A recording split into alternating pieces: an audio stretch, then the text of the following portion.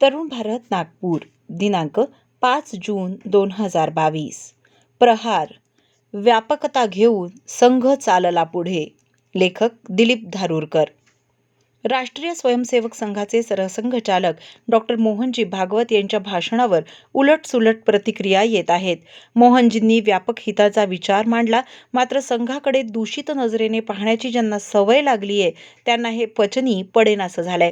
धर्म या संकल्पनेची व्याख्या करताना इंग्रजांनी जो घोळ घातला त्यामुळे हिंदुत्व या निगडित संकल्पनेची व्याख्या अधांतरी लटकली आहे. धर्म आणि पंथ या शब्दांची बेमालूम सरमिसळ झाली आहे. त्यामुळे त्या गोंधळातून विचारवंत चिंतकांपासून ते राजकारणातील पदांसाठी आपली वैचारिक भूमिका दावणीला बांधणारेही हिंदुत्वाची सोयीची व्याख्या सांगण्याचं धाडस करू लागले आहेत. मोहनजींच्या भाषणानंतर हिंदुत्वाशी वैर पत्करलेल्या ओवैसींपासून ते भगवी कफनी धारण करणाऱ्या संतांपर्यंत अनेकांनी या भाषणावर आपापल्या कुवतीनुसार टीका टिप्पणी केली आहे. या सर्व प्रतिक्रियांच्या प्रकाशात सरसंघचालकांच्या भाषणातील अर्थ अधिक ठळकपणे अभ्यासणं, समजून घेणं आवश्यक ठरतं. संघाने काही वर्षांपूर्वी गणवेशात बदल केला. हाफ पॅन्टऐवजी फुल पॅन्ट गणवेशाचा भाग म्हणून निश्चित केली. त्यावेळी मुंबईच्या एका दैनिकाने मला लेख मागितला होता. विषय असा दिला होता की आता संघ बदलतो आहे का? मी लेखाच्या सुरुवातीलाच म्हटलं होतं की संघ आताच नव्हे तर सुरुवातीपासूनच बदलतोय.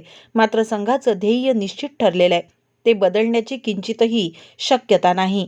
त्या ध्येयाकडे जाण्यासाठी जे कोणते बदल आवश्यक वाटतील ते बदल संघ निश्चितच करेल. आता सरसंघचालकांचं भाषण ऐकल्यानंतर संघ बदलला आहे का असा प्रश्न येऊ शकतो. उलट सरसंघचालकांचं भाषण मूळ वैचारिक भूमिका मांडणारं भाषण आहे. संघाची सुरुवातीपासून हीच व्यापक भूमिका आहे. ज्यांना संघ समजूनच घ्यायचा नाही किंवा काहीही असलं तरी संघावर किंचाळत ओरडत विलापच करायचा आहे, त्यांना संघाने काहीही केलं तरी फरक पडणार नाही, ते ओरडतच राहणार. संघाचं ध्येय हिंदू राष्ट्र शक्तिसंपन्न करण्याचं आहे. इथे हिंदू ही संकल्पना प्रार्थना पद्धतीशी निगडित नाही. सर्वेपी सुखिनः सन्तु ही हिंदुत्वाची व्याख्या आहे. सर्व विश्वाचं कल्याण होऊ दे, सर्व विश्वातील जीव जंतू, प्राणी, वनस्पती, माणसं सुखी समाधानी होऊ देत, हा या हिंदुत्वाचा जाहीरनामा आहे. संघाला त्याकडे समाजाला घेऊन जायचंय. मात्र हिंदू राष्ट्र म्हटलं की अंगावर पाल पडल्यासारखे विक्षेप करीत मग हिंदूंचं काय, मुसलमानांना मारून टाकणार की हाकलून देणार असे तिरपे प्रश्न खवचटपणे विचारणारे या व्यापक व्याख्येच्या जवळपास जाण्याचीही आपली लायकी नाही हे वारंवारच सिद्ध करत असतात. सरसंघचालकांनी संघाची जी चिरंतन भूमिका आहे तीच फक्त सोप्या भाषेत समजेल अशा उदाहरणांना लागू करीत मांडली. संघाची हिंदुत्वाची संकल्पना प्रार्थना पद्धतीशी निगडित नाही. कोणत्याही प्रार्थना पद्धतीला भारतीय विचारांमध्ये विरोध नाही, मात्र इतरांवर आपली प्रार्थना पद्धती लादण्याला विरोध आहे. अयोध्येत श्रीराम जन्मभूमीवर बाबराने केलेलं आक्रमण काय किंवा काशी मथुरा इथल्या मंदिरांचा विध्वंस करून त्या काळात बांधलेल्या मशिदी काय, हे सर्व आपली प्रार्थना पद्धती इतरांवर लादण्याचा प्रकार होता. हिंदुत्वाची व्यापक व्याख्या हिंदू विचारांमधील उदात्तता विसरून समाज पराभूत मानसिकतेत होता. हिंदू असणं म्हणजे काहीतरी भयंकर अपराध अशा मानसिकतेने समाजाला ग्रासलं होतं. अशा वेळी अस्मितेचा हुंकार आवश्यक होता. हिंदुत्वाचा व्यापक विचार अभिमानाने स्वीकारणारा समाज उभा करणं आवश्यक होतं. त्यामुळे श्रीराम जन्मभूमीचं आंदोलन हाती घेण्यात आलं. गावं, खेडी, वाडे, पाडे इथून समाज संघटित होऊन उभा राहिला. जात पात, भाषा, प्रांत भेद विसरून हिंदुत्व ही आमची ओळख या विचाराने सगळा समाज या आंदोलनाने उभा राहिला. आता या समाजाला हिंदुत्व ही ओळख नेमकी कशी आणि काय आहे हे सांगण्याची गरज आहे. सरसंघचालकांचं भाषण हा त्याचाच भाग आहे. भारतात गावखेड्यात अगदी अशिक्षित माणूस रस्त्याने जाताना वाटेत एखाद्या झाडाखाली शेंदूर लावलेला दगड दिसला तर तिथे नतमस्तक होतो, नमस्कार करतो आणि मागणं मागतो, देवा सगळ्यांचं भलं होऊ दे. हा हिंदुत्वाचा जाहीरनामा तो हुंकारत असतो. सरसंघचालक म्हणतात, या आमच्या कोट्यवधी देवांमध्ये मुस्लिम आणि ख्रिश्चन यांचे देव वाढले तर कुठे बिघडलं? त्यामुळे प्रत्येक मशिदीत शिवलिंग शोधण्याची गरज नाही. मुस्लिमही आमचे बांधवच आहेत. राष्ट्रीय स्वयंसेवक संघाच्या सरसंघचालकांच्या बोलण्याला एक वजन असतं, कारण त्यांच्या बोलण्याप्रमाणे लक्षावधी स्वयंसेवक वागत असतात. कोट्यवधी जनता त्यांचं म्हणणं देशहिताचंच असणार असं म्हणून त्यावर विश्वास ठेवत असते. संघाचा प्रार्थना पद्धतीला विरोध नाही. या सरसंघचालकांच्या विचारांचं अनुसरण संघ स्वयंसेवक आधीपासूनच करीत आले आहेत. जे संघात जातात, स्वयंसेवकांचा अनुभव घेतात, त्यांना अनुभव येतो, याची जाहिरात संघ कधीच करीत नसतो. संघाची देशात लाखो सेवा कार्य चालली आहेत. रुग्णालयं, रक्तपेढी, नेत्रपेढी, शाळा, संस्कार वर्ग, वसतिगृह अशा असंख्य सेवा प्रकल्पातून अनेक ठिकाणी मुस्लिम, ख्रिश्चन पंथाचे अनुयायी मोठ्या संख्येने आहेत. संघाला सतत शिव्याशाप देणारी एक तथाकथित डावी जमात या देशात आहे. त्यांना संघ हा शब्द ऐकायला आला की ते शिव्याशाप द्यायला सुरुवात करतात. सरसंघचालकांच्या भाषणानंतर या मंडळींनी शिव्या देण्यास सुरुवात केली. ट्विटरवर मधु किश्वर या विदुषीने कोणा दुसऱ्या कम्युनिस्ट सीताराम गोयलचे संघाबद्दलचे शिव्याशाप संदर्भ म्हणून देत गोयलने संघाचं बरोबर वर्णन केलंय अशी पुस्ती जोडली. यांच्या आरोपांना, शिव्यांना उत्तर देण्याची गरजच नाही. हिंदू महासभा संत महासभेचे अध्यक्ष स्वामी चक्रपाणी महाराज म्हणतात की मोहनजी भागवत यांचं विधान दुर्भाग्यपूर्ण आहे, बेजबाबदार आहे. मौलाना मदनी यांची भाषा त्यांनी बोलू नये, आपलं विधान परत घ्यावं आणि हिंदूंची माफी मागावी.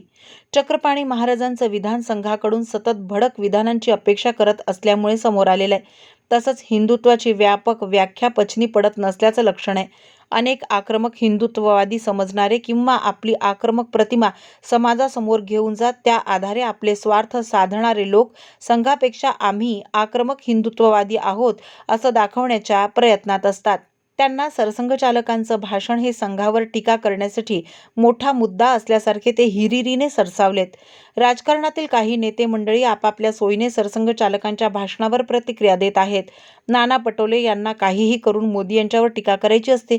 त्यांनी सरसंघचालकांच्या विधानाचं स्वागत करतानाही मोदी यांनी संवैधानिक संस्था मोडीत काढल्याचं सांगत टीका केलीच. विश्व प्रवक्ते संजय राऊत यांनी सरसंघचालकांच्या विधानाचं स्वागत करताना मंदिराचे वाद घालण्यापेक्षा काश्मीरमधील पंडितांच्या हत्या रोखण्याला प्राधान्य दिलं पाहिजे असं शहाणपण सांगून टाकलं. MIMचे ओवेसी यांचा संघावर आणि सरसंघचालकांवर विश्वास नाही. हे लोक मथुरा आणि काशी प्रकरणात याचिका दाखल करतात असं ते म्हणाले. त्यांना पंतप्रधानांकडून आश्वासन हवंय. अनेक मुस्लिम धर्मगुरू अशीच भाषा बोलत आहेत. एकूण या सर्व प्रतिक्रिया पाहता हे कोणीही संघाची व्यापक आणि प्रामाणिक भूमिका समजून घेण्यास तयार नाहीत. संघाकडे पूर्वग्रह सोडून पाहण्याची यांची तयारी नाही. देशहित आणि समाजहित यापेक्षा आपापला एजेंडा पुढे घेऊन जाण्यातच या सर्वांना रस आहे. अर्थात संघाने कोण काय म्हणतो आणि कोण काय टीका करतो याकडे फारसं लक्ष कधीच दिलं नाही. संघाचा हेतू, संघाची भूमिका प्रामाणिक आहे. संघाची कार्यपद्धती अद्वितीय आहे. समाजावर अकृत्रिम प्रेम ही संघाच्या कामाची प्रेरणा आहे. त्यामुळे संघ कधीच आपला फायदा पाहत नाही, तर समाजाचं हित पाहतो. राष्ट्रहित सर्वोपरी हा संघाचा मंत्र आहे. जिथे संपूर्ण मानवजातीचं, जीवजंतूंचं कल्याण चिंतिलं जातं, असं ते राष्ट्र परमवैभवाला घेऊन जाणं हे ध्येय आहे. या ध्येयाकडे जाताना जे जे करणं गरजेचं असेल ते करायचं असं संघानं केलंय.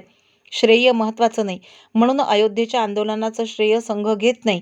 बाबरी ढांचा पडला तर तिथे उपस्थित नसलेली मंडळी सुद्धा जर तिथे अमुक अमुक असतील आणि त्यांनी तो ढांचा पाडला असेल तर आम्हाला त्यांचा अभिमान आहे अशा भाषेत श्रेय घेत आहेत. अजूनही चढ्या आवाजात श्रेय घेत इतरांना हिणवण्यात धन्यता मानत आहेत. मात्र संघाने त्या घटनेचं श्रेय त्यावेळी तिथे उपस्थित असलेल्या संतप्त समाजाला दिलं होतं. त्यामुळेच अगदी सहजपणे आता अशा विषयावर आंदोलन नाही असं सरसंघचालक म्हणतायत. सतत आंदोलन करून समाजात अशांतता आणि अस्वस्थता निर्माण करण्यापेक्षा चर्चेतून, न्यायालयीन मार्गाने सनदशीरपणे हे प्रश्न सुटले तर सर्वांचाच फायदा आहे. संघाला धर्माधिष्ठित राज्यव्यवस्था आणू पाहणारे म्हणून हिणवणारे, संघाला संकुचित आणि जातीयवादी असं म्हणत शिव्याशाप देणारे, संघ विचारांच्या प्रत्येक संस्था आणि कार्यकर्ता यांना सार्वजनिक जीवनात अस्पृश्य ठरविण्याचा नाद करणारे सगळे संघाच्या या व्यापक दृष्टिकोनामुळे स्तंभित आहेत. तरीही अविश्वास निर्माण करून हे संघाचं नाटक आहे असे आरोप करीत गैरसमज निर्माण करण्याचे त्यांचे प्रयत्न कदाचित चालूच राहतील. संघ जसा आहे तसा समाजापर्यंत पोहोचवण्याचा संघाचा मार्ग प्रत्यक्ष काम हा आहे. प्रत्यक्ष अनुभव हा आहे. संघाचे स्वयंसेवक समाजात, घरात, गावात, कार्यालयात, स्वीकारलेल्या कार्यक्षेत्रात आपल्या वर्तणुकीतून, व्यवहारातून, सहज प्रेमातून, सौहार्दपूर्ण आपुलकीतून संघ समाजापर्यंत पोहोचवत असतात. त्यामुळे माध्यमातून, लेखांमधून, भाषणातून निर्माण केलेले गैरसमज तिथे टिकत नाहीत. देशातील हिंदू समाजाने संघाची भूमिका मोठ्या प्रमाणात स्वीकारली आहे. राजकीय आणि अराजकीय अशा अनेक क्षेत्रात ही स्वीकारार्हता जाणवते आहे. आता हिंदू नसलेल्या अन्य समाजातही असाच विश्वास आणि स्वीकारार्हता निर्माण करण्याच्या दिशेने संघाचं पाऊल म्हणजे सरसंघचालकांचं भाषण आहे. आपली व्यापक हिताची भूमिका घेऊन सर्वांना जिंकत संघ चालला पुढे याचा अनुभव आता वरचेवर येतच राहणार आहे. प्रहार या सदरातील दिलीप धारूरकर यांचा हा लेख आपण तरुणभारत.net या संकेतस्थळावरही ऐकू शकता.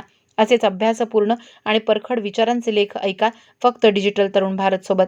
त्यासाठी आमच्या YouTube चॅनलला लगेच सबस्क्राईब करा, लाईक आणि शेअरही नक्की करा. धन्यवाद.